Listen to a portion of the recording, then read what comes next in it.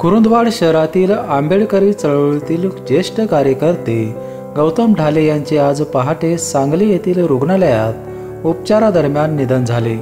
त्यांच्या पार्थिवाची शहरातून अंत्ययात्रा काढून अंत्यसंस्कार करण्यात आले।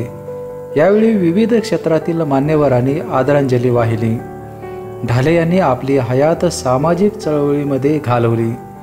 मराठवाडा विद्यापीठ नामांतर चळवळ, दलित पॅंथर, रिडल्स लॉंग मार्चमध्ये त्यांचा सहभाग होता। नामांतर चळवळीत त्यांना तुरुंगवास भोगावा लागला होता।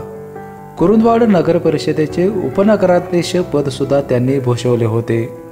नामदेव ढसाळ, रामदास आठवले यांच्या सोबत राहून अनेक आंदोलनामध्ये त्यांचा सहभाग होता। सांगली येथे उपचार सुरू असताना वयाच्या 65व्या वर्षी त्यांचे निधन झाले। त्यांच्या निधनाने शिरोळ तालुक्यातील एक पॅंथर हरपला आहे। पेपेंसाठी कुरुंदवाडहून उमेश माळगे।